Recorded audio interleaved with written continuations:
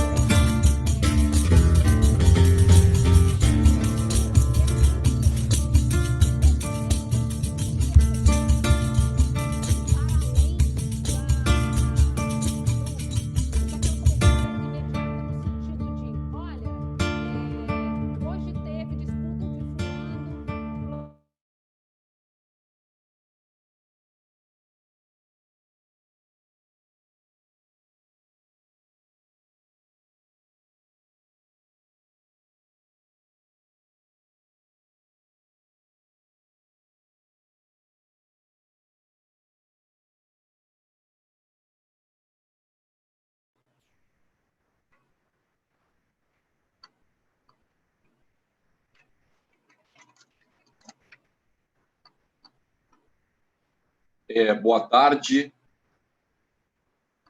a todas e todos. Agora sim. Boa tarde a todas e todos.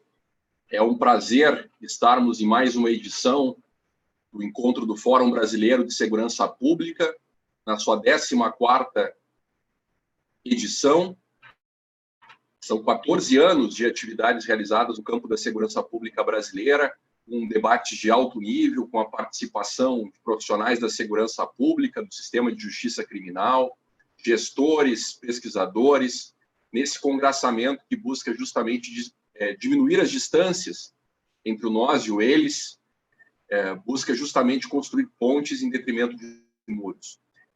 Nesta mesa, particularmente, em que vamos tratar de uma inovação no campo da prevenção das violências, que se desenvolve no estado de Pernambuco, já clássico pelo seu envolvimento, pelo seu engajamento no campo da segurança pública cidadã. É uma oportunidade, um prazer e uma honra para todas e todos nós. Meu nome é Eduardo Pazinato, falo pelo Escritório da ONU sobre Drogas e Crime, estarmos aqui no Dia Internacional dos Direitos Humanos para debatermos este tema tão fundamental, que é o tema da prevenção das violências, da construção de novas políticas sobre drogas, do aprimoramento e da qualificação das políticas públicas nesse campo com base em evidências. Na abordagem que faremos nesta mesa, vamos tratar das inovações na governança integrada, das políticas públicas de prevenção às violências, o case de Pernambuco. E contaremos com a participação do Clóvis Benevides, que é secretário de Estado de Pernambuco, de Prevenção à Violência e Drogas. Muito bem-vindo, secretário Clóvis. Contaremos com a participação da coordenadora da Unidade de Governança, Justiça, do Programa das Nações Unidas para o Desenvolvimento no Brasil, Moema Freire. Muito bem-vinda, Moema. Contaremos com a participação da Daphne Bessen, analista de programas do ONU Habitat, e contaremos, finalmente, com a participação da Melina Risso, diretora de programas do Instituto Igarapé, e também uma organização parceira dessa iniciativa conjunta interinstitucional que o Sistema das Nações Unidas, através do PNUD, do ONU Habitat, do NODC, com a participação da sociedade civil organizada, do Instituto Igarapé, está irmanado com o Estado de Pernambuco, sob a liderança do secretário Clóvis Benevides, em torno desta inovação institucional que é a política de prevenção à violência sobre drogas que está em curso no Estado de Pernambuco, aprimorando e aperfeiçoando ainda mais o já conhecido Pacto pela Vida, cujos resultados já foram, inclusive, por diversas vezes tematizados nesses encontros do Fórum Brasileiro de Segurança Pública. Esta mesa também conta com tradução simultânea para o inglês. Nós teremos a participação da audiência, da assistência, enviando seus questionamentos e procuraremos endereçá-las essas dúvidas, essas questões para os colegas, as colegas que estão conosco neste importante debate. Teremos inicialmente a apresentação dessa novela política sobre a qual já nos referimos do Estado de Pernambuco, através do secretário Clóvis, e na sequência a participação por 10 minutos, no primeiro bloco, da Moema, da Melina, da Daphne, e na sequência o bloco final com mais 5 minutos para cada uma e cada uma. O secretário Clóvis disporá de 25 minutos para apresentar o escopo desta importante política pública, de modo que nós possamos conjuntamente compartilhar as perspectivas, né, os olhares, as diferentes vistas sobre o ponto que cada uma das organizações que aqui vem desenvolvendo em parceria com o Estado de Pernambuco. Portanto, sem mais delongas, passo a palavra ao secretário Clóvis. Por favor, secretário Clóvis.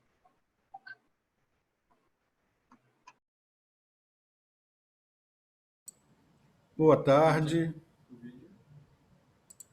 Boa tarde. Boa tarde. Ainda não lhe vejo.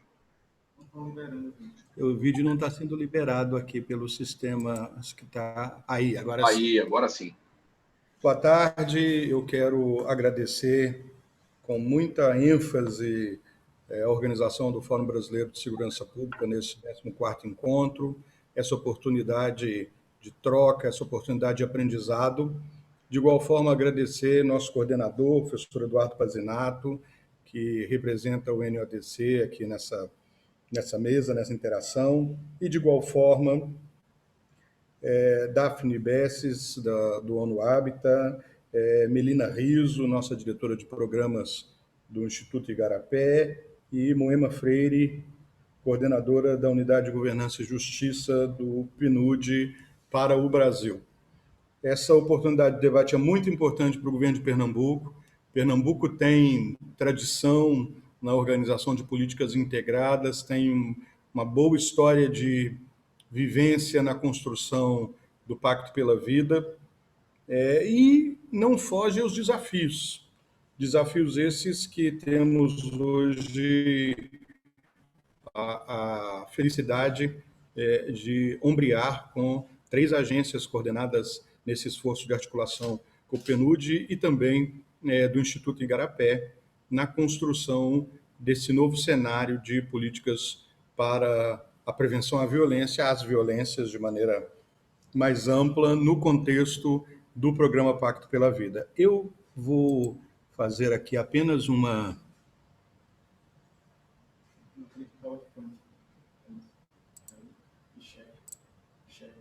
Um minutinho. Todos conseguem ver? Perfeito. Se puderes colocar no módulo a apresentação, mas já conseguimos identificar a apresentação. Abrindo aqui o módulo. Ok. Perfeito. Nós somos a Secretaria de Prevenção, de Políticas de Prevenção à Violência e às Drogas. Essa é uma iniciativa do governo a partir do ano de 2019, que apartou algumas estruturas que estavam à conta do desenvolvimento social e das políticas de direitos humanos, criando um ambiente que vocalizasse especificamente com essa pauta, identificar práticas, projetos e programas que pudessem induzir comportamentos e estratégias de prevenção, além do cuidado da prevenção, do acolhimento para pessoas que fazem uso problemático de álcool e outras drogas, a partir das várias possibilidades assistenciais e das várias estratégias de prevenção, dentre eles o programa Pacto pela Vida. A política de prevenção à violência em Pernambuco, ela nasce no contexto do Pacto pela Vida. 2000, os senhores todos foram colaboradores em algum momento desse debate, números agravados, maior taxa de CVLI entre os estados brasileiros, dobro da média nacional entre os anos 2004 e 2005. Então, à época, o governador Eduardo Campos organizou a integração das várias ações do Estado numa lógica de governança centralizada que integrasse as práticas policiais e vislumbrasse metas possíveis de serem acompanhadas e nominou esse conjunto de práticas que vinham no escopo de um plano estadual de segurança pública de programa Pacto pela Vida. Determinou, então, a governança desse programa, centrada num comitê gestor, e já nessa época, em várias câmaras técnicas. No desenho atual, uma Câmara de Prevenção Social cumpre o papel de discutir os temas relacionados à prevenção à violência, e uma segunda Câmara de Políticas de Drogas, no início era uma Câmara de Enfrentamento ao Crack, lá pelos idos do Plano Crack é Possível Vencer, do Plano Nacional de Enfrentamento ao Crack, hoje Câmara de Políticas sobre Drogas, que no mesmo ambiente em que a atuação de polícia, a atuação de integração com o Poder Judiciário, o Ministério Público e Defensoria, as ações dos sistemas socioeducativo, prisional e do recorte de gênero a partir da Câmara de Política para as Mulheres, dialoga com os atores internos do governo e com os mecanismos da sociedade semanalmente. A governança do processo integral, até os dias atuais, tem câmaras preparatórias em todas as semanas, com reuniões organizadas e dirigidas pelas secretarias coordenadoras. No caso da prevenção social e da política de drogas, nós, no âmbito da Secretaria de Prevenção à Violência, as coordenamos.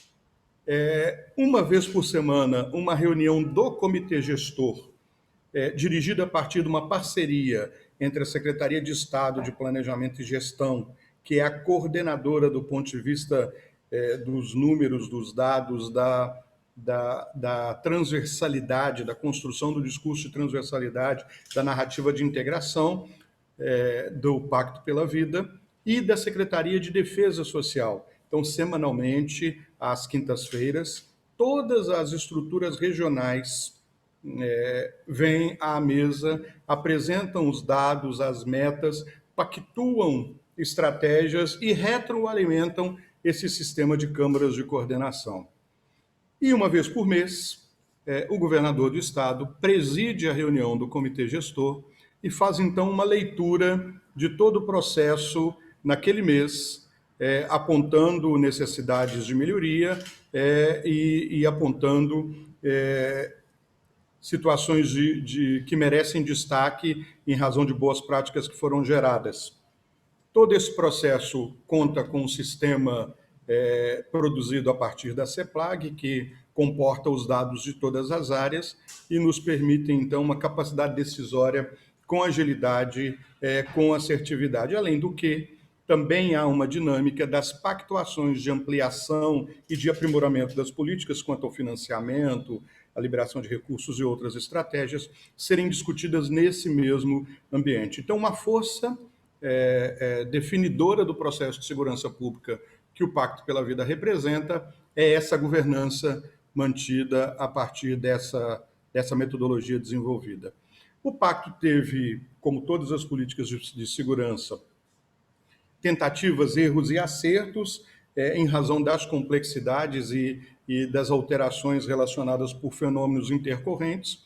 Os melhores números do Pacto foram alcançados no ano de 2013, E em 2017 nós tivemos uma nova situação de crescimento, assim como todo o país, e com reduções significativas nos anos de 2018, 2019, até o ano de 2020, em que, mais uma vez, desafios foram colocados em razão, inclusive, da pandemia. Essa é uma fotografia dos painéis que a gente utiliza, em que se consegue visualizar os CVLIs registrados, as tendências, as variações, e em outras telas a comparação entre o realizado das reduções nas áreas cruzado comparado com os desafios e com as estratégias colocadas perto das variações percebíveis e dos desafios identificados. Aqui também mais um desenho, esse já da Câmara de Prevenção, porque a partir de 2015 nós conseguimos inserir no contexto do pacto a primeira iniciativa de avaliação de números para a prevenção, para as políticas de prevenção. Por óbvio, um processo ainda um pouco superficializado, em razão da dificuldade de organizar esses números naquele momento e da ausência de bases que pudessem nos permitir a mensuração mais adequada, e avaliação de algumas situações muito mais processuais, como visitas domiciliares para egressos, inclusão de egressos do sistema socioeducativo e do sistema prisional em atividades formativas, acompanhamentos de indivíduos, pessoas que residem em áreas vulneráveis, áreas de conflito entre gangues, áreas de alta incidência de taxas de CVLI ou de conflito entre grupos de jovens, e aí os processos implementados a partir daí, em 2015, e também os números de atendimento dos dois programas centrais, que são o programa Atitude, no campo da política de drogas, e o programa Governo Presente, que são os programas estratégicos hoje na condução dessas políticas, são os programas centrais, aqueles que, no escopo da nossa política, orientam e acolhem os usuários. O Atitude, um programa destinado a pessoas que fazem uso problemático de álcool e outras drogas, sobretudo do crack, em situação de ameaça, e por isso o seu vínculo com o contexto da política de segurança pública, focado em áreas cujos indicadores nos apontam para a necessidade de uma ação mais intensa, mais organizada, mais planejada, menos universalizada, mais singularizada no acompanhamento dos casos, e ele, então, disponibiliza para cada uma dessas regiões um conjunto de iniciativas. O Atitude nas Ruas, uma estratégia de busca ativa, abordagem social, com redutor de danos, profissional do serviço social e da psicologia, e um agente de mobilização que, além de conduzir o veículo, dá o suporte a toda a equipe que faz a abordagem, faz o mapeamento, faz o matriciamento, a referência ali com serviços no entorno daquela cena de uso, e o acompanhamento dessas pessoas, sejam aquelas que estão referenciadas no serviço ou aquelas que precisam de alguma estratégia, de alguma possibilidade de baixa exigência para manter o vínculo, sobretudo, o vínculo de proteção para os casos relacionados à violência decorrentes das disputas do varejo, do escambo, sobretudo do comércio do crack na cena urbana. De igual forma, um centro de acolhimento e apoio é o primeiro dispositivo, uma lógica de permanência dia, também com equipe profissional, com alimentação e com uma série de dispositivos que treinam, fortalecem as habilidades dos usuários atendidos pelo programa, e para aqueles em que a situação de ameaça validada pela equipe apresenta riscos mais acentuados, a possibilidade da pernoite numa estratégia ainda de mais proteção. De igual forma, um centro de acolhimento intensivo é o terceiro nível de atendimento do Atitude, para os quais aqueles que os vínculos sociais cruzados a situações de risco mais intensas, mais percebidas como mais graves, além do que a impossibilidade de conseguir outros tipos de... Perdoe, acabei me engasgando. Outros tipos de abordagem na rede de atenção psicossocial, uma estratégia de proteção mais intensiva por até 6 meses e, a partir daí, renovável a critério da demanda do usuário e da avaliação da equipe técnica para que esse cenário de proteção se configure. E, por fim, uma estratégia de aluguel social,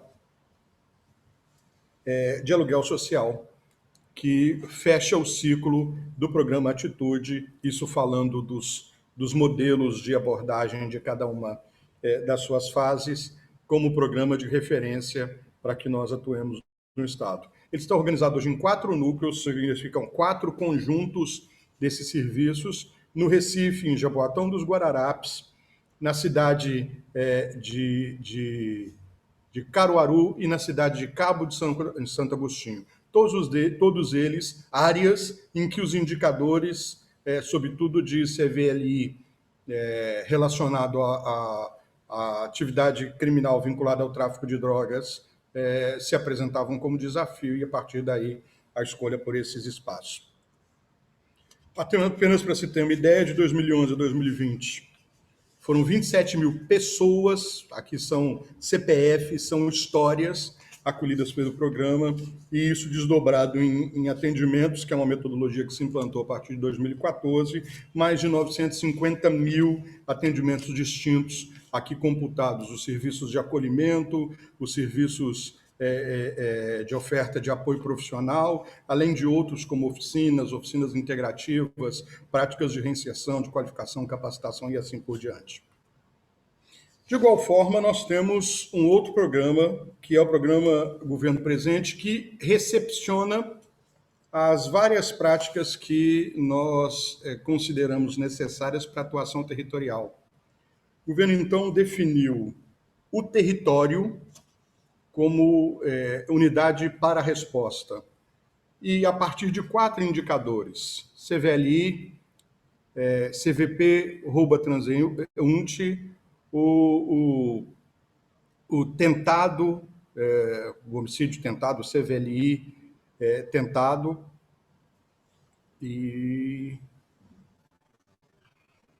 Perdão, são 3, eu aqui me confundi.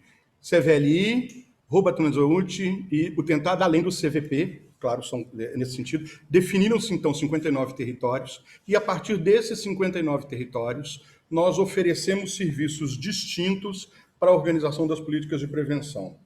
Planos territoriais são a primeira estratégia, com mobilização da comunidade local. Acompanhamento de universos prioritários, que são egressos dos vários sistemas e políticas, como estratégia de visita domiciliar, de planos de prevenção, de planos e outras estratégias de acompanhamento singular. Equipes de mediação de conflitos e, por fim, ações de cidadania, que são, na verdade, grandes mutirões que oferecem serviços sociais, sejam na aquisição de documentos, registros de nascimento, certidões, serviços de saúde, acesso a benefícios sociais. Então, em cada final de semana, um conjunto de atividades é oferecido num desses territórios. Por fim, apenas para falar dos programas, uma nova ação foi organizada, que nós chamamos Juventude Presente. Ela replica estratégias de programas muito bem avaliados, a exemplo do Fica Vivo, repete a lógica de atuação nos territórios, foca sua atividade para jovens entre 12 e 29 anos e é uma contribuição objetiva para alcançar potenciais ou eventuais adolescentes que estão ali na faixa de possibilidade de autoria ou de vítima, com 3 modalidades de serviço. Uma estratégia de fomento à cultura de paz, com grupos reflexivos, estratégias de mobilização no ambiente escolar e comunitário, uma grande resposta de qualificação profissional, seja em medidas presenciais ou a partir de plataformas de ensino à distância, com mais de 15 mil vagas oferecidas a cada período de 6 meses. E, por fim, as conexões socioculturais, que são um conjunto de mais de 500 oficinas, com oficineiros selecionados nesses territórios, com oficineiros que conhecem a dinâmica desses territórios, que, supervisionados por equipes técnicas, atuam na interação com os adolescentes em várias modalidades escolhidas pelos próprios territórios e pelos próprios adolescentes, a partir dessas conexões, criando um espaço de reflexão, de diálogo, de troca, mas também de proteção social para os adolescentes, como estratégia de prevenção e com a possibilidade de 18 mil atendimentos, 18 mil vagas ofertadas nos diversos territórios. Por fim, e o objeto da nossa comemoração, no contexto desse arranjo que Pernambuco fez, surgiu a oportunidade da cooperação com as agências que os senhores e senhoras representam e também com o Instituto Igarapé, para que nós pudéssemos agora, de maneira sincera, honesta, transparente, aprimorar as práticas desse conjunto de medidas que estão colocados e desenvolver estratégias de mensuração e de melhor direcionamento das nossas políticas a partir do olhar sobre as evidências de apostas já estruturadas pelas várias experiências brasileiras, das boas práticas de outros países, mas também da semeadura num terreno de inovação.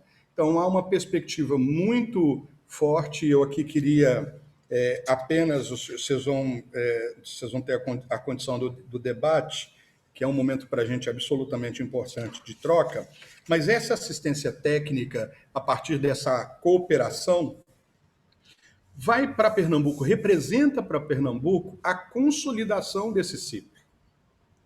Em 3 áreas distintas, as áreas intersetoriais, que a partir dos produtos oferecidos nessa cooperação nos permitirão integrar de fato e de maneira absolutamente objetiva e resolutiva as várias áreas de governo que, a partir dessas instâncias de integração, poderão ampliar, capilarizar, qualificar as práticas, evitar o retrabalho, singularizar o cuidado para as pessoas nesses territórios.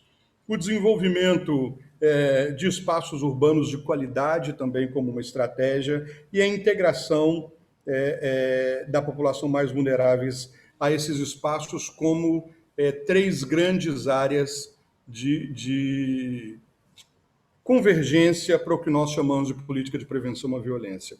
Mas fazendo um recorte da nossa expectativa, figuras como a avaliação da política de drogas e a definição de parâmetros para o seu aprimoramento e para a definição de bons critérios para a análise dos serviços é uma perspectiva que nos agrada e nos motiva muito.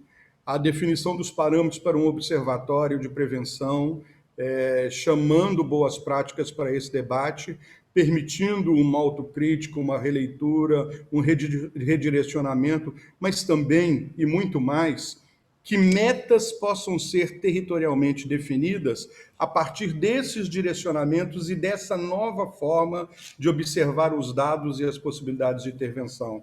E, por último, as várias metodologias de intervenção em espaços urbanos que, somadas a estratégias como o nosso Compaz aqui da Prefeitura do Recife, um equipamento absolutamente moderno, uma prática social absolutamente elogiável, podem ganhar maior dimensão territorial, maior sensação de pertencimento da população e, por fim, o fortalecimento da sensação de segurança no contexto da nossa atuação enquanto política pública.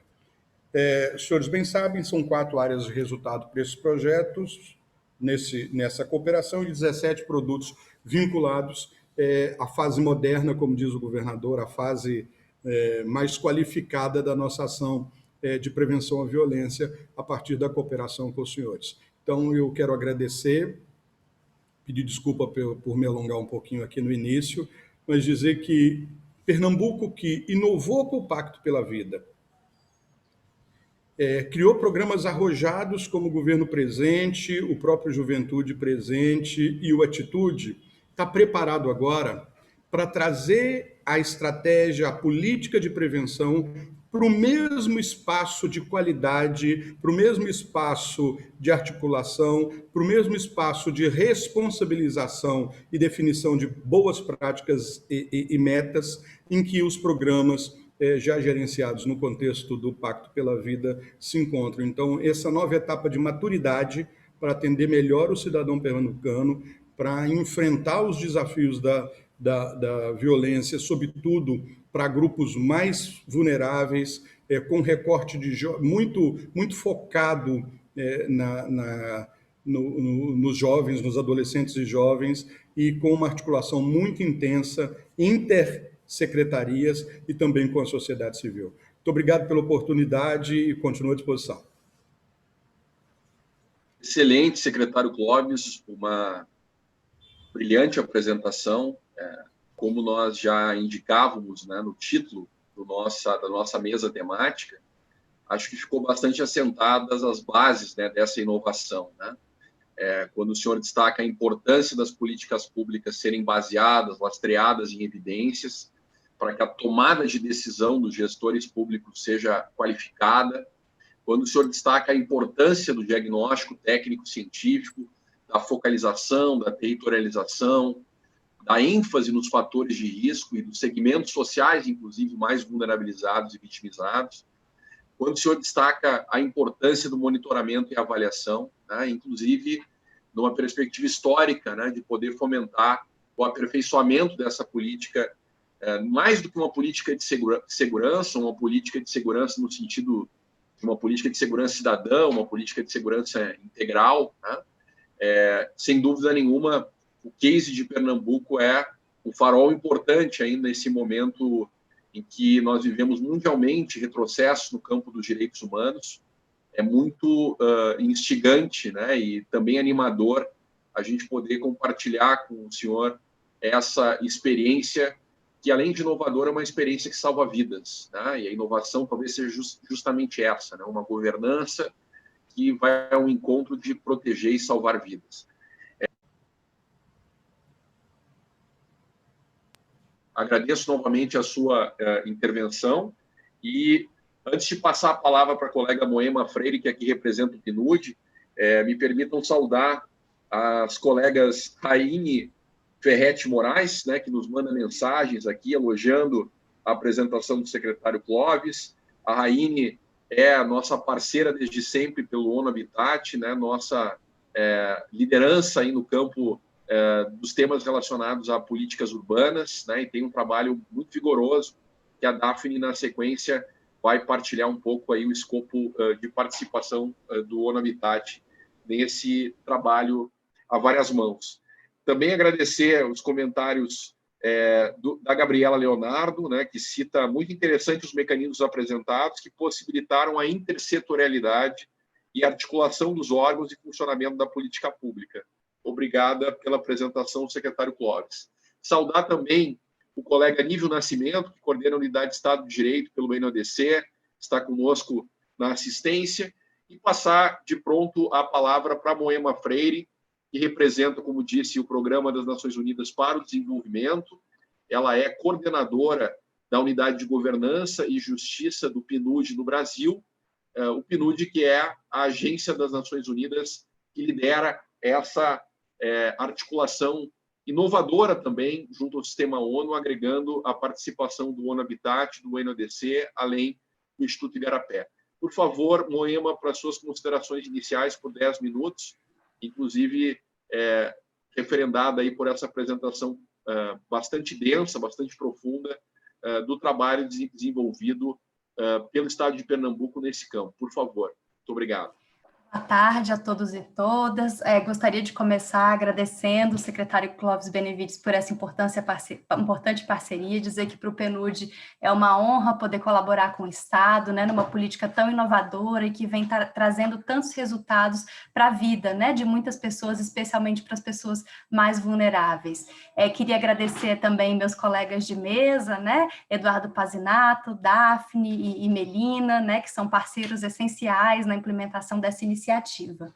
Bom, começo a minha fala primeiro relembrando mais uma vez a importância do marco do dia de hoje, né? Hoje celebramos o Dia Internacional dos Direitos Humanos, 72 anos, né, da Declaração Universal dos Direitos Humanos, que nos lembra justamente que qualquer pessoa é detentora de direitos inalienáveis como ser humano, independentemente de sua cor, sexo, religião, opinião política ou condição essencial.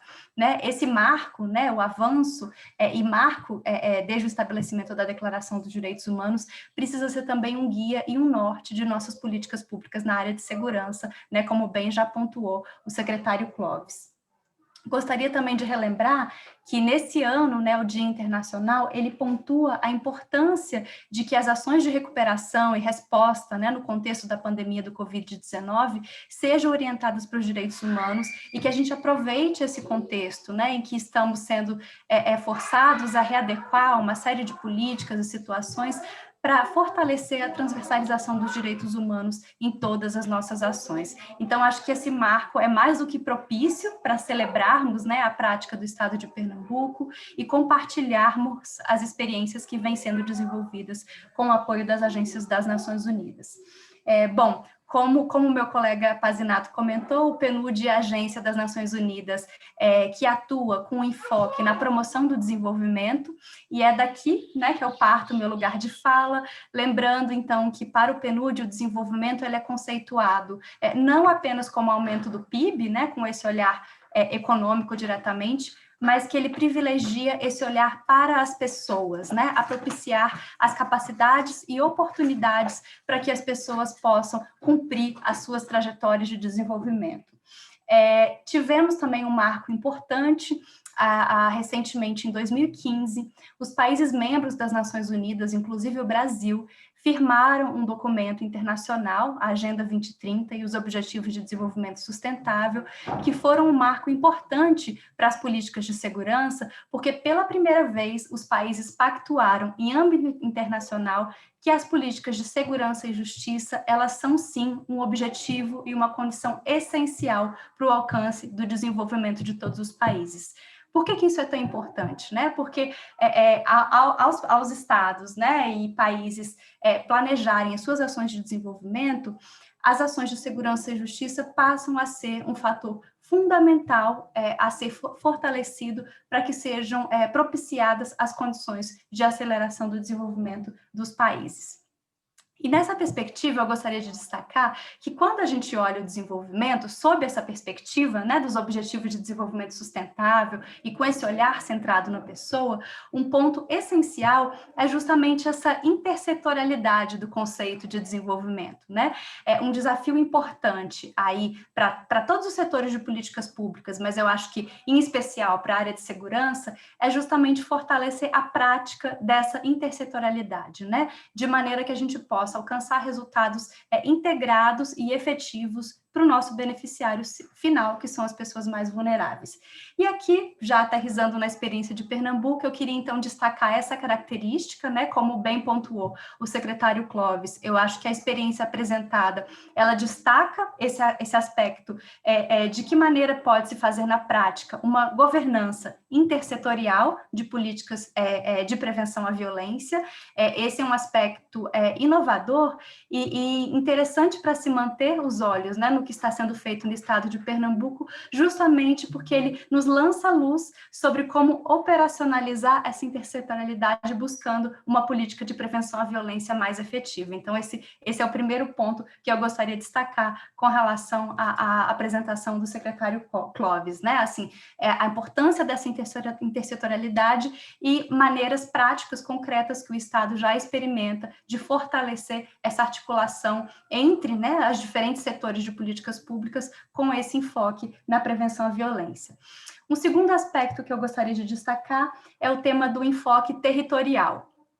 Ainda fazendo essa conexão com o desenvolvimento, o conceito de desenvolvimento destaca essa importância de que todas as ações elas devem descer ao nível do beneficiário e serem adaptadas justamente para as capacidades existentes ali naquele território e para as necessidades das pessoas que ali vivem. Então, essa é uma outra característica importante, esse enfoque territorial que molda as ações, as características de cada território e, ao mesmo tempo, alcançam, né, resultados efetivos justamente porque estão com esse olhar. Não são políticas gerais, né, genéricas, são políticas voltadas para a essência de cada território.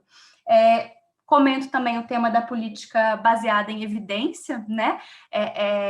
Na própria Agenda 2030, né? São propostos uma série de indicadores para que seja mensurado esse progresso, e vários deles relacionados à pauta de segurança pública. Então, é importante que as políticas, elas sigam, né, essa mesma tendência, tanto para a sua formulação, quanto para o seu monitoramento, e aí destaco a perspectiva do observatório, né, que vai ser implantado no Estado, com apoio do Instituto Igarapé, justamente que vai proporcionar o fortalecimento dessa característica de geração de dados e bases de evidência para a formulação e acompanhamento de políticas públicas. E, por fim, para concluir, então, aqui o meu comentário, gostaria de voltar ao que motivou o início da minha fala, né, o nosso dia de hoje, a Declaração Universal dos Direitos Humanos, para destacar como último ponto esse enfoque nas populações mais vulneráveis. Especialmente nesse contexto, né, de pandemia, em que a gente sabe que as populações vulneráveis são especialmente afetadas pelo contexto de crise, ter esse olhar naquela população que está mais afastada das nossas políticas e mais suscetível à violência é essencial para que não deixemos ninguém para trás nessa jornada rumo ao desenvolvimento e à promoção de sociedades mais pacíficas, mais justas e mais inclusivas. Então, parabéns mais uma vez ao Estado de Pernambuco, né, por todos esses avanços, e sigam contando conosco para seguir fortalecendo essa jornada rumo à prevenção à violência. Muito obrigada. Excelente, Moema, muito obrigado pelas tuas observações iniciais, né? Voltas agora no segundo bloco, um pouquinho menor. Apenas registrar a importância do que a Moema nos trouxe, né? Eu uso uma chave de leitura que vai nesse sentido, né? De que não haverá direito à segurança sem a segurança dos direitos humanos, né? E é justamente esse trabalho que Pernambuco vem encampando, vem liderando, e que essa a articulação de esforços, né, com o sistema ONU, com a sociedade civil organizada, a partir da referência do Igarapé, por certo, contribuirá para potencializar, né, já essa referência, esse case, nesse campo. Passo a palavra, então, para as suas considerações iniciais para a Melina Risso, nossa amiga Melina Risso, diretora de programa do Instituto Igarapé. É um prazer estar contigo, Melina. Por favor. Obrigada, Eduardo. Quero aqui agradecer, cumprimentar o secretário Clóvis, meus colegas de mesa, Moema, Daphne, Edu. É um prazer estar aqui e contar, acho que da mesma maneira que a Moema começa ressaltando o dia de hoje, acho que ele é tão importante, especialmente nesse momento que a gente vive no país, né? Celebrar a Declaração dos Direitos Humanos, um marco tão fundamental para toda a humanidade, onde a gente reconhece a partir dos valores da justiça, da liberdade, da igualdade, elementos tão fundamentais quando a gente, inclusive, trata desse tema, dessa mesa, que é pensar a inovação a partir da prevenção da violência. Lembrando que aqui a prevenção da violência, eu que venho trabalhando, estudando com essa temática há tanto tempo, como é que a gente deixa as pessoas, e se a gente não se focar na redução das desigualdades para pensar o desenvolvimento, para pensar a capacidade da igualdade de oportunidades para todo mundo, de fato a gente tem um problema. Então é muito importante que a gente fale sobre esta temática, especialmente neste momento.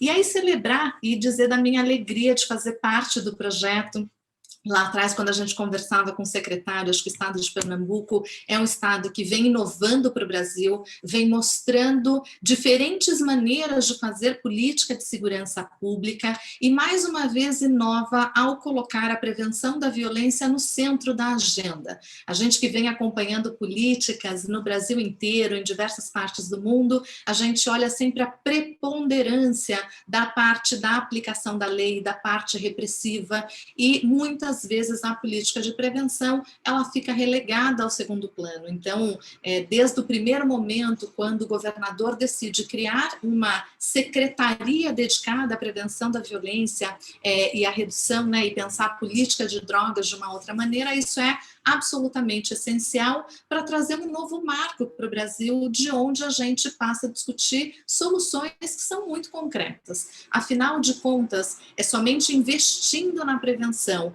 e fechando ali o fluxo, né? Senão a gente vai continuar enxugando gelo. Se a gente não interromper a entrada de novas pessoas nesse sistema, nessa máquina tão difícil, de que está produzindo muitas violências. A gente viu essa semana, inclusive, de novo, crianças morrendo, vítimas de violência. Acho que é sempre importante a gente trazer esse elemento de que momento a gente está no Brasil, inclusive com uma reversão da curva dos homicídios. Então, colocar a prevenção no centro da agenda é a única maneira de pensar a sustentabilidade da política de segurança pública, de sustentar os números muito mais baixos e conseguir mudar efetivamente a lógica e o resultado do que tem acontecido. E eu sou testemunha de que o secretário Clóvis vem defendendo isso e vem batalhando muito para que essa política e que esta visão seja implementada. Quer dizer, qual é a próxima etapa? Acho que Pernambuco avançou, aprendeu uma série de coisas, mostrou para o Brasil e para o mundo como é que se pode acompanhar de uma maneira muito séria a redução dos homicídios, acompanhar o território, acompanhar as metas, acompanhar o que está acontecendo,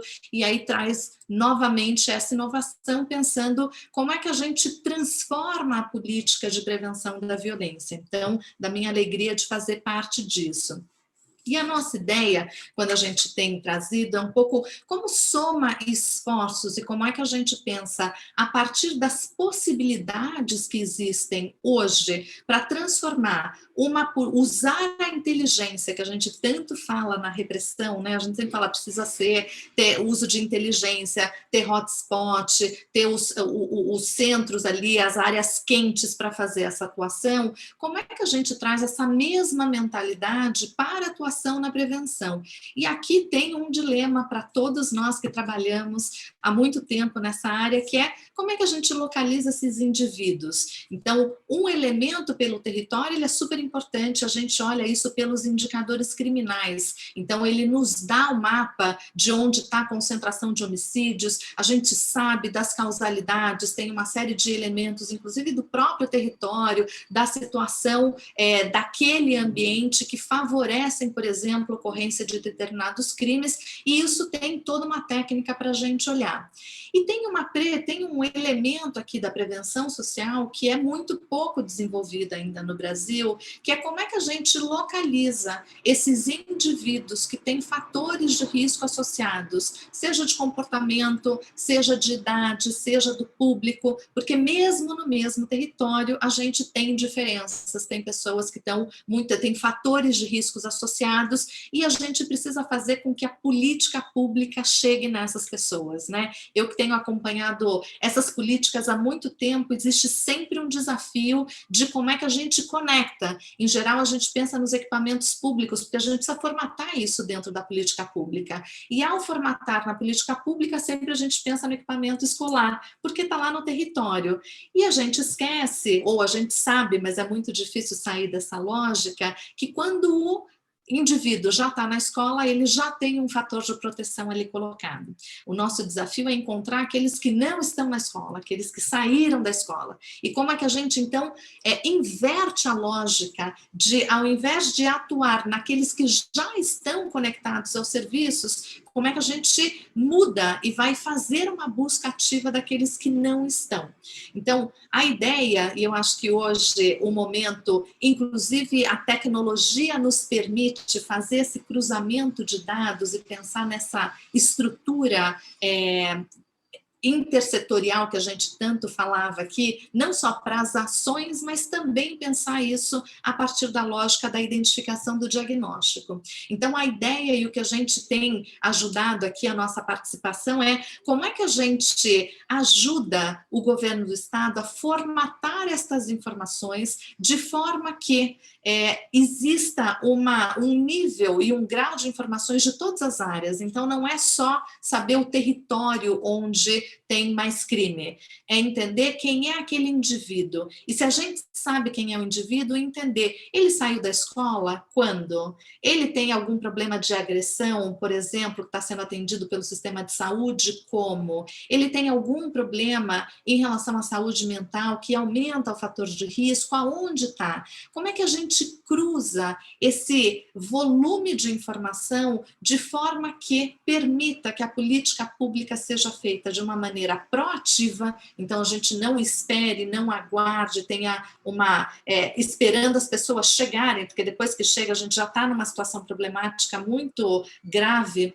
Mas como é que a gente se antecipa a esta problemática a partir do cruzamento dessas informações de diferentes fontes, que hoje a gente já faz, mas a gente continua tendo um desafio, né? Todo mundo que trabalha com dados sabe qual é o desafio da gente conseguir cruzar essas informações, e mais do que isso, como é que a gente pode cruzar no nível do indivíduo, no nível da família, e pensar numa informação que facilite a implementação da política pública, porque aqui a ideia do observatório, e discutindo com toda a equipe do secretário Clóvis, como é que a gente tem informações suficientes que seja possível desenhar quase que uma política, um plano individualizado para cada uma dessas pessoas. Isso prega o ECA, em todos os lugares que a gente fala, é pensar o indivíduo na sua unidade, nas suas diferentes dimensões. A gente sabe que o problema da violência ele é muito complexo, e nesse sentido, cruzar esse volume de informações, entendendo as diferentes dimensões. Então, muitas vezes, isso inclusive facilita a intersetorialidade, porque muitas vezes a informação ela vem de um setor, mas a ação ela deve ser de outro. Vou dar aqui um exemplo bem concreto, né? Muitas vezes a gente identifica uma pessoa que entrou como vítima de tentativa de homicídio, por exemplo, no hospital, e aí ele está sendo tratado pela saúde. Mas o tratamento adequado na saída dele, eventualmente, não é a saúde que dá, porque a saúde está tratando daquele indivíduo naquele momento da urgência. Mas na hora que ele sai, eu preciso da assistência social, verificando se o risco que ele tinha naquele local, ele foi reduzido, e se não foi, eu vou precisar de uma política de assistência social, por exemplo, de abrigamento. A tecnologia e o cruzamento dessa informação para que a gente entenda o indivíduo em todas as suas dimensões, ele é essencial para que a gente consiga mudar a lógica e mudar a ótica de como isso tem sido feito. Então, esse é um pouco a ideia do que o Igarapé está fazendo nesse projeto, é ajudar a secretaria a entender essa dimensão do indivíduo para pensar numa política de proteção que de fato consiga atuar nas necessidades de cada um desses indivíduos. Então é um desafio enorme, estamos aqui somando esforços para construir essa inovação aqui em Pernambuco, que sempre está disposto a propor e a inovar e a implementar ações dessa natureza. Obrigado, Melina. Meus amigos, minhas amigas, temos mais de 200 pessoas aí sintonizadas no nosso painel. É um tema realmente que desperta atenção, porque mostra que mais do que a crítica é possível efetivamente construir políticas públicas, sobretudo nessa área com foco na prevenção. Tá? Acho que a Melina destaca muito bem a primazia que a prevenção tem nessa nova política, que na verdade é nova em termos do seu escopo, da governança, mas não é nova em relação aos seus propósitos, né? Já estavam contidos no Pacto pela Vida, e o Estado soube ter resiliência, né, soube ter cuidado e empatia, né, com esses segmentos sociais, como também nos disse e apresentou a Moema, que são, ainda mais agora, em tempos de pandemia, vitimizados a partir dessas diversas desigualdades por que passam, né, na sua existência e que acabam construindo, então, nesse aspecto, fatores, né, de risco e que nós precisamos, como bem disse a Melina, avançar nos fatores de proteção, né, com inteligência, com foco e observatório, sem dúvida, auxiliará nesse processo. Fico feliz que nós estejamos conectados também pelo NODC nesta iniciativa a partir da elaboração de uma matriz de indicadores que possa dialogar com o índice de vulnerabilidade juvenil, o nosso índice de compliance da atividade policial, a relação polícia, comunidades, em especial juventudes, e as questões prisionais, né, do controle das facções criminais e de como isso reverbera, inclusive, em relação à política sobre drogas, né? Acho que é muito importante salientar esse aspecto e vejam que essa foi a escolha, né, político-institucional do governador Paulo Câmara, né, sob a liderança aí, da política como um todo, né, justamente para revisitar as bases do Pacto pela Vida e poder fazer as devidas correções de rota para que a redução do CVLIs e outros indicadores começassem novamente a ocorrer. Passo a palavra, nesse sentido, para a Daphne, né, nossa competente e talentosa colega do ONU Habitat, que tem uma experiência muito rica aí no Nordeste, que também estará conosco depois de Alagoas, né? Estará conosco agora em Pernambuco. Passo a palavra para a Daphne, mas lembro que nós vamos na sequência para a rodada final de comentários, 5 minutos para cada colega. Eu vou formular vou compartilhar algumas questões já formuladas. Quero dizer para vocês que não saiam daí, porque nós temos uma novidade aí para a celebração desse dia. Né? Nós estamos com a colega Alessandra, não vou dizer mais nada agora, mas ao final vocês verão esta homenagem, né? Não só pela apresentação da política de Pernambuco nesse campo, mas também essa homenagem visual que surgirá aí na tela logo mais. Daphne, por favor. Muito obrigada, Pazinato. Boa tarde a todas e todos. Gostaria inicialmente de cumprimentar o secretário Clóvis, meus colegas de painel, Moema Freire, Pazinato, Melina Riso. É um grande prazer estar aqui hoje nesse encontro, e especialmente na data de hoje, né, como já foi bastante comentado, em que celebramos o Dia Internacional dos Direitos Humanos e também como o primeiro evento público, né, do Programa de Prevenção ao Crime e à Violência de Pernambuco, composto pelas instituições aqui presentes. Foram muitos meses e conversas, né, de negociações para a gente pensar, desenhar e finalmente começar a implementar esse projeto entre as agências da ONU, né, o PNUD, o ONUDC e o ONU Habitat, e parceiros do campo de segurança urbana, como o Instituto Igarapé. É importante também lembrar que hoje se encerram os dias de ativismo pelo fim da violência contra as mulheres, que no Brasil tem como data de início o dia 20 de novembro, Dia da Consciência Negra. Bom, em minha fala, eu vou apresentar a atuação do ONU Habitat no projeto, seus objetivos, metodologias e ferramentas, mas antes de comentar sobre o projeto, eu gostaria de ressaltar sobre as agendas globais de desenvolvimento internacional, que hoje mais do que nunca devem servir também como norte e bússola para os governos locais, países e instituições, já que estamos na década da ação para o cumprimento dos ODS, temos 10 anos aí, né, até o ano de 2030, e também no contexto da pandemia, a gente tem que lembrar que os ODS podem servir também como uma oportunidade para a recuperação das cidades e países. Bom, o trabalho do ONU Habitat hoje ele é pautado pelo ODS 11, pela nova agenda urbana. O ODS 11 que tem como principal objetivo tornar as cidades e assentamentos humanos inclusivos, seguros, resilientes e sustentáveis. Eu trago aqui a meta 11.7, que é a que mais sintetiza o nosso trabalho nesse projeto, que é que até o ano de 2030 a gente proporcione um acesso universal a espaços públicos seguros, inclusivos, acessíveis e verdes, em particular para as mulheres e crianças, pessoas idosas e pessoas com deficiência. E a nova agenda urbana, que representa uma visão compartilhada para o futuro urbano, orientando a forma como planejamos, construímos e gerenciamos os espaços urbanos. E a urbanização tem um potencial para ser uma ferramenta promovedora do desenvolvimento sustentável. E com isso, as cidades podem contribuir para um futuro urbano mais inclusivo, seguro, resiliente e sustentável.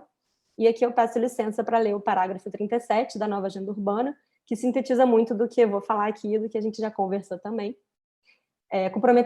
Comprometemos-nos a promover espaços públicos seguros, inclusivos, acessíveis, verdes e de qualidade, incluindo ruas, calçadas, ciclofaixas e ciclovias, praças, orlas, jardins, parques que sejam áreas multifuncionais para interação e inclusão social, saúde e bem-estar humanos, trocas econômicas, expressões culturais e diálogo entre uma ampla variedade de pessoas e de culturas, e que sejam desenhados e geridos para assegurar o desenvolvimento humano, para construir sociedades pacíficas, inclusivas e participativas, bem como promover a vida coletiva, a conectividade e a inclusão social.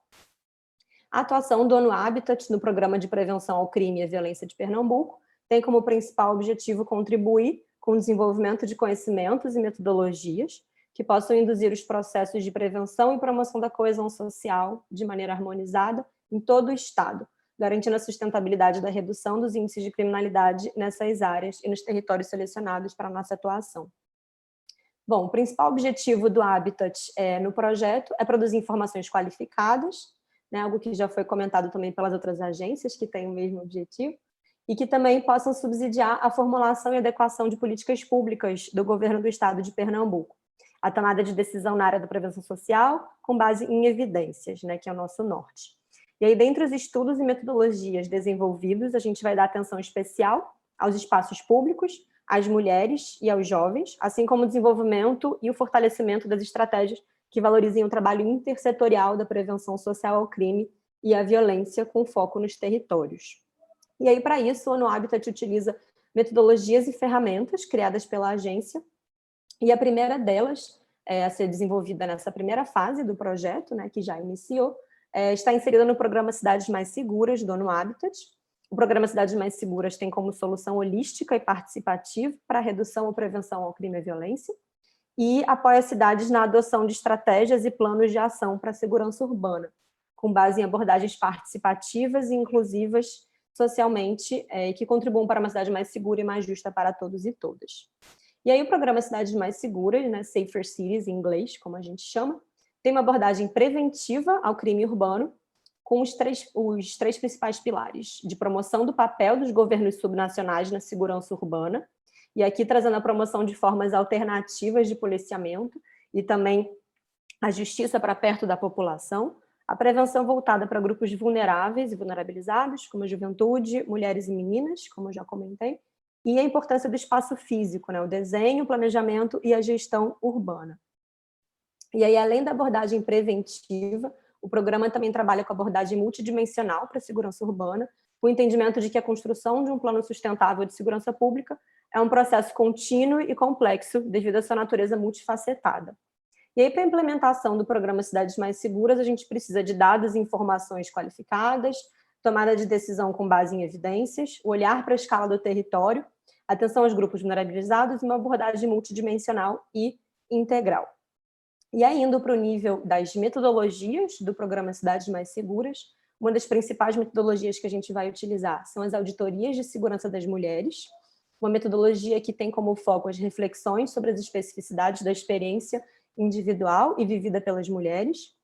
E aí tem uma estrutura que parte da percepção de que os grupos diferentes recebem e percebem e experimentam, né, a violência e os efeitos políticos da segurança de formas diferentes. E aqui é necessário que a gente escute e dê voz e protagonismo para esses grupos, porque ninguém sabe mais do que eles mesmos como é o cotidiano da segurança urbana, né?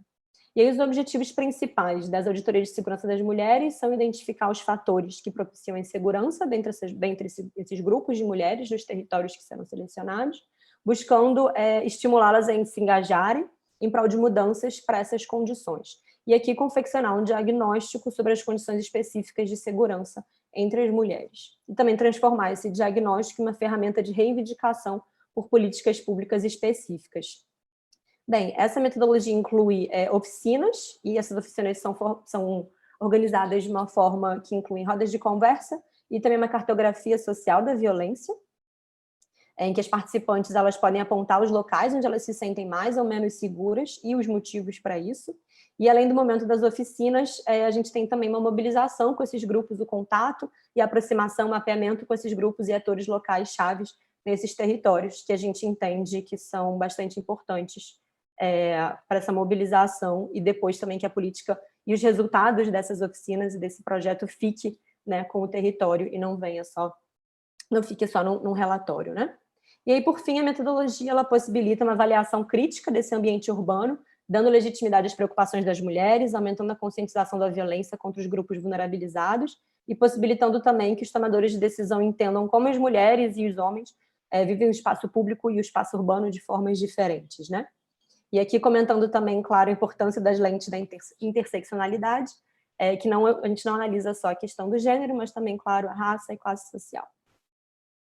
E aí uma outra metodologia que também será bastante utilizada nessa primeira fase do projeto está incluída no Programa Global de Espaços Públicos, e esse programa tem como diretrizes os espaços públicos como ambientes de civilidade urbana e de bem comum, promoção do direito à cidade, espaços públicos como potencializadores da sustentabilidade ambiental e da saúde pública, espaços públicos como promotores da segurança urbana, da prevenção ao crime e à violência e da equidade e da inclusão social, e espaços como ferramenta para geração de oportunidades, participação social e envolvimento cidadão, sobretudo das mulheres, das crianças, dos jovens e dos idosos. E aí uma pesquisa do ONU Habitat mostra que as cidades funcionam melhor, as cidades que funcionam melhor são aquelas que têm 50% da sua superfície dedicada ao espaço público. E aí, infelizmente, são raras as cidades no mundo que atingem essa meta, né? A grande maioria sofre com a ausência desses espaços e acaba por reduzir a qualidade de vida urbana, aumentando então a criminalidade, as tensões sociais e afetando a saúde e o congestionamento. Então, o espaço público ele acaba que proporciona uma alavanca para a gente conseguir otimizar o desempenho urbano, contribuindo para comunidades mais seguras e coesas, e também para a economia local, para a redução de desigualdades espaciais, facilitando também a realização desse direito à cidade. E aí, dentro desse programa, a gente realiza oficinas de desenho de espaços públicos, que poderão ser realizadas com crianças, jovens ou adultos, ou uma mistura de faixas etárias e gêneros, a depender da visão predominante que a gente quer dar para aquele resultado, né?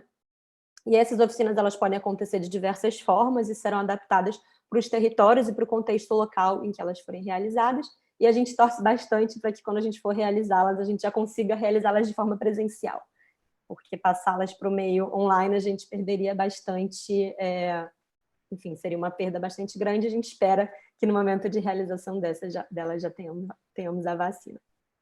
E aqui, finalizando a minha fala, que eu acho que eu já estou chegando no tempo, temos mais duas metodologias do ONU Habitat, que também fazem parte do nosso projeto, mas não necessariamente nessa primeira fase, que tem como principais objetivos os dados, né? É o Índice de Prosperidade das Cidades, o IPC, que tem como objetivos a abordagem multidimensional da prosperidade urbana.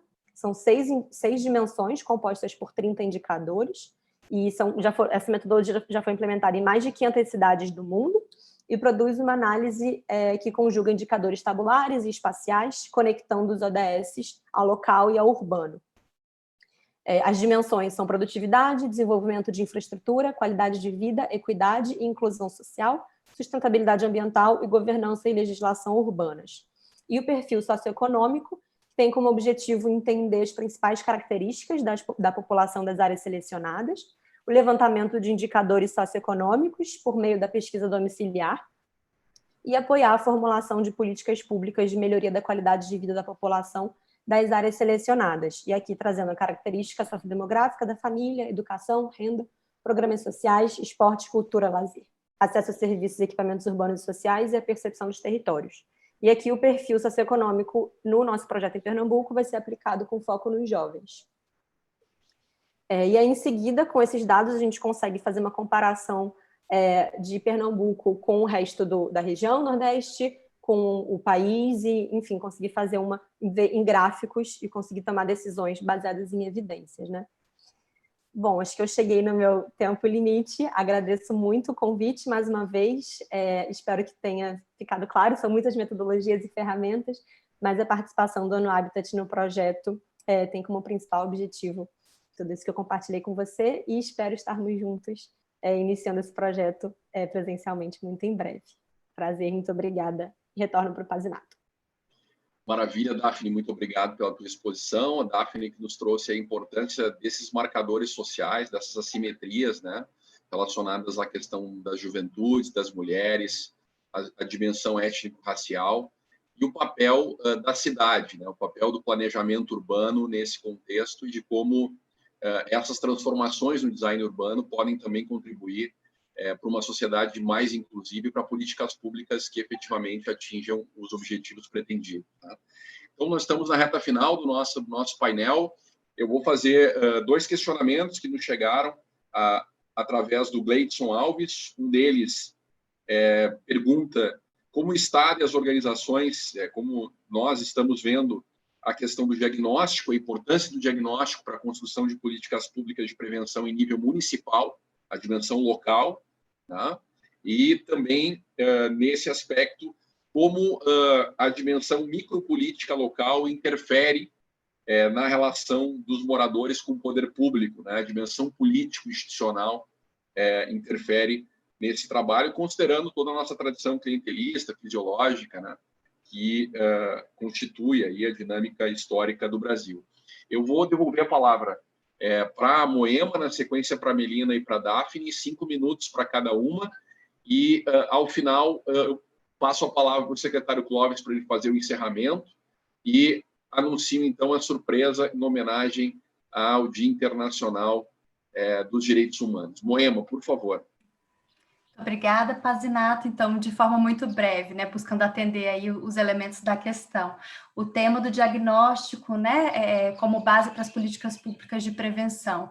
É importantíssimo, né, o PNUD, ele trabalha com o enfoque, né, das metodologias de segurança cidadã, que parte justamente como primeira etapa com esse diagnóstico local, como base para a formulação do plano de atuação, né, e nesse diagnóstico é importante considerar não só os elementos, os dados, né, relacionados a que afetam, os indicadores que afetam a segurança ali naquela localidade, mas também o que já existe naquele território em termos de potencialidade e que pode ser otimizado com as novas políticas públicas em implementação, né, para que a gente não tenha, fazendo o diagnóstico para implantar uma nova ação, também para que não haja sobreposição com as ações já lá existentes e que a gente possa otimizar essa rede local, né, e legitimá-la e fortalecê-la. O outro ponto, a questão da micropolítica local. Aí também fazendo referência, né, à metodologia de segurança cidadã, um aspecto importantíssimo, né, do êxito das políticas públicas de prevenção à violência, de segurança de maneira geral, é o aspecto da participação social, né? Então, trabalhar esse aspecto de que maneira a gente vai integrar a sociedade e trabalhar essa relação entre a sociedade e as instituições, justamente fortalecendo pilares de confiança e de legitimidade, né, das instituições e desse diálogo transparente e livre, né, entre todas as partes, é um pilar essencial. Então, reforçando também mais esse aspecto e que é uma característica que a gente observa na metodologia apresentada por Pernambuco. Último pontinho, gostaria de destacar o potencial de replicação internacional dessa prática. E aí, todas as agências das Nações Unidas, né, participantes e nossos parceiros têm também essa capilaridade internacional, e a gente espera que o projeto possa lançar luzes, não só com essa cooperação horizontal com outros estados brasileiros, mas também sendo levado internacionalmente, né, como uma referência de boa prática em política de prevenção à violência. Obrigada. Melina, por favor. Vamos lá, eu acho que a dimensão, primeiro que ele traz, né, a pergunta que, acho que a dimensão local e o diagnóstico, principalmente quando a gente está tratando de prevenção da violência, ele é essencial, e eu acho que essa composição, é isso que a gente vem falando aqui sobre este desafio, que é como coletar essa informação para ter um olhar sistêmico e integral para aquela família, para aquela pessoa em situação de risco. Até pensando no Pacto Federativo Brasileiro, existe uma necessidade de coordenação de todos os entes, porque a divisão da política pública, a entrega, ela também está segmentada. Então, certamente, na política de prevenção, existe uma dimensão aqui de coordenação local, inclusive com os municípios, porque parte das ações de alcançada, busca ativa, etc., também está localizada dentro dos territórios municipais, com um volume de informação, inclusive com uma capacidade de coordenação a partir do Estado, absolutamente fundamental para mudar essa realidade. Então, tenho certeza que o secretário vai comentar um pouco dessa dimensão, mas lembrando que, para reverter o quadro, e a gente sempre diz isso, né, a segurança pública, especialmente a prevenção, ela nos coloca o desafio dessa integração, e ela é tão difícil, porque a gente não faz só a integração de setores diferentes, né? Eu não faço só a integração entre a polícia, a saúde, a educação, eu faço também uma integração e a necessidade da integração também vertical, também de como é que as políticas do governo federal são estabelecidas e ela tem uma capacidade indutiva muito importante quando a gente pensa nos outros entes, e aí é olhando o Estado e também essa relação com os municípios que, em geral, fazem a atenção primária. E quando a gente olha para a desigualdade, muitas vezes a ausência da atenção primária é o que leva à situação de violência muito fortemente quando a gente observa aqui os dados. Então, certamente, essa é uma dimensão absolutamente importante, e o que a gente vem trazendo para o programa, e a discussão de todos nós aqui, de todas as agências do governo do Estado, é como pensar as evidências e como fazer o investimento a partir do que as evidências têm nos dito. Então, como é que a gente supera, muitas vezes, lógicas clientelistas que estão estabelecidas no Brasil, mas trabalha a partir das evidências e o que o dado tem nos mostrado. Então, acho que tem um elemento importante de trazer evidência, de trazer informação para a tomada de decisão, e para a tomada de decisão onde mais precisa do investimento. Então, essa é um pouco a lógica do projeto. E aí, só destacando uma última inovação aqui, do que a gente falou tanto da inovação da própria política, mas eu acho que até esse próprio contorno de ter diferentes agências das Nações Unidas trabalhando em conjunto num determinado território de maneira coordenada. Então, também ressaltar essa dimensão da inovação que muitas vezes, olhando só no âmbito nacional, a gente esquece dessa dimensão, mas até para o âmbito das Nações Unidas, pensar nessa coordenação de 3 agências, pensando num determinado território, trabalhando conjunto, e a gente tem feito essas reuniões todas de governança, como é que essas ações todas estão alinhadas para que uma coisa favoreça a outra e que tenha uma dimensão conjunta. Acho que esse é outro elemento de inovação muito importante para ser destacado nessa ação aqui que Pernambuco, mais uma vez, lança e inova para o Brasil inteiro. Com certeza, Melina, obrigado pela tua observação. O próprio desenho institucional dessa parceria é uma inovação, com certeza. Eu compartilho do mesmo entendimento. Daphne, por favor.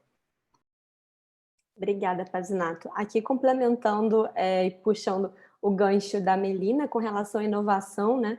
A gente hoje em dia fala muito de inovação como se fosse tecnologia, aplicativo, Zoom, tudo online, e na verdade a inovação aqui hoje está sendo diálogo, a conversa, a gente somando os esforços de cada agência, né? Na verdade, nosso objetivo único é o mesmo, só que cada agência tem o seu expertise diferente, foca numa área diferente, mas com o objetivo último igual, né, que é de prevenir a violência no estado de Pernambuco, e aí também trabalhando com os dados, levando em consideração todos esses dados para a gente conseguir fortalecer as políticas públicas já existentes em Pernambuco, né?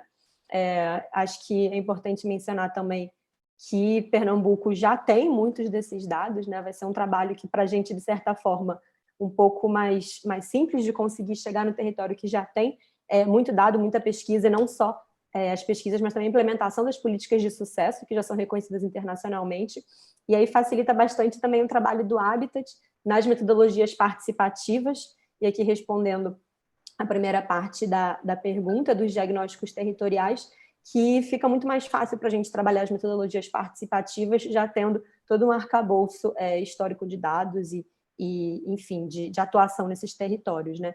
E as metodologias, elas vão contar a história desses dados, é um retrato vivo dos dados, que a gente consegue ver a carinha desses dados e as histórias deles em cada território, separados pelos grupos, e conseguir perceber a necessidade e as demandas e as sugestões e as vivências e histórias, né, de cada grupo vulnerabilizado, passando aí também a conseguir colaborar para as diferentes políticas e secretarias do Estado de Pernambuco.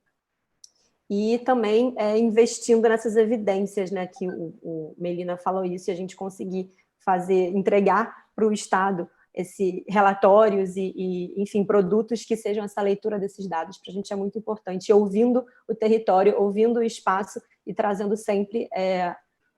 O ONU Habitat acaba que faz um trabalho quase que de organização do que já existe, né? Porque Pernambuco já tem esses atores locais, já tem muitos movimentos sociais trabalhando, já tem uma organização local, então nosso objetivo é reunir tudo isso e conseguir aproveitar tudo que já tem e, enfim, somando também as nossas metodologias e ferramentas para uma melhor política e melhor prevenção do Estado. Obrigada. Maravilha, Daphne. Vou passar a palavra para o secretário Clóvis para fazer o encerramento, né, do nosso encontro. Só antes, registrando que o NADC, além de contribuir com o observatório, nesse trabalho também integrado com o Instituto Igarapé em relação à matriz de indicadores, vai replicar uma metodologia de pesquisa na área de drogas, pela primeira vez na América Latina, uma pesquisa que vai fazer uma avaliação, né, dos serviços hoje disponibilizados para a população, as políticas públicas disponibilizadas para a população na área de drogas, né, incluindo o premiado, né, programa Atitude, mas transcendendo um pouco mais com a rede de atenção, cuidado, né, a pessoas que fazem uso problemático, como já disse o secretário Clóvis, de álcool e outras drogas. Então, para nós, pelo NADC, também é um prazer, né, estarmos irmanados aí nessa construção coletiva, e passo de pronto a palavra para o secretário Clóvis para que ele, com o seu poder de síntese habitual, possa fazer, né, o fechamento aqui do nosso encontro. Depois da surpresa, como eu prometi, já estamos com quantas pessoas? 2.000, né? No mínimo 2.000 pessoas para verem a surpresa do Dia Internacional dos Direitos Humanos, além do case de Pernambuco. Secretário Clóvis, por favor. Olha, com poder de síntese não tão avantajado, mas na tentativa, sim. Eu quero primeiro agradecer a oportunidade desse debate, a organização do Fórum Brasileiro de Segurança Pública, e narrar um pouco de como é que a gente se estruturou até agora do ponto de vista do balizamento jurídico, legal e operacional da política, que responde um pouco da lógica do diagnóstico e da micropolítica na contribuição para a legitimação, inclusive, da intervenção do Estado enquanto agente de fomento da política de prevenção à violência. O governo Paulo Câmara cria uma secretaria para esse tema. Logo em maio de 2019, ele encaminha para a Assembleia Legislativa um projeto de lei e cria uma lei de prevenção social que estabelece a política, soma todos os elementos pré-existentes, cria uma central, uma lógica de governança com dispositivos territoriais, comitês de cooperação, dispositivos locais com a participação dos municípios e os dispositivos estaduais no sentido da coordenação, inclusive da apropriação daquilo que já acontece no âmbito do Pacto pela Vida. Define o diagnóstico como centro do debate e, a partir daí, nós fazemos essa cooperação com as 3 agências que nos trouxe até aqui, nos desafia para o futuro, mas nos garante que Pernambuco vai, mais uma vez, com cuidado com os seus habitantes, com o seu povo, organizar uma política verdadeira, honesta, transparente, singularizando a intervenção, territorializando a intervenção e assumindo para si esse desafio de implementar, mensurar, readaptar e capilarizar, ampliar as políticas de prevenção. Então, meu agradecimento a todos por essa oportunidade e nosso compromisso de construção coletiva com uma gratidão muito expressiva a todas as agências e ao Instituto Igarapé. Que maravilha, seu poder de síntese é, sem dúvida, uma referência também aqui, uma inovação perto do meu, que falo demais, sou muito verborrágico. Muito obrigado, secretário Clóvis, foi um prazer, gurias, ter compartilhado com vocês essa mesa. E, para encerrar, chamo a Alessandra, que vai compartilhar conosco uma facilitação gráfica, veja só, mais uma inovação agora do Fórum Brasileiro de Segurança Pública, que traduz, né, graficamente Tudo isso é para chamar mais atenção da nossa audiência, traduz graficamente uma síntese, né, um olhar, né, também artístico, né, da nossa produção neste painel. Alessandra, por favor, não vai me deixar na mão agora é hora de compartilhar, né, senão o pessoal vai me perseguir aqui nas redes sociais. Enquanto tu preparas aí, eu quero agradecer em nosso nome, né, a organização do Fórum Brasileiro de Segurança Pública, através da colega Juliana Martins, coordenadora institucional do Fórum, por todo o apoio, né? Quando temos aí Fiat Lux, temos aí, então, o nosso como é que a gente pode chamar isso? A nossa arte, né, com a síntese do que nós produzimos no Dia Internacional dos Direitos Humanos. Se tu puder aumentar um pouquinho, Alessandro, para garantir uma visibilidade maior ali, pode ir aumentando aí.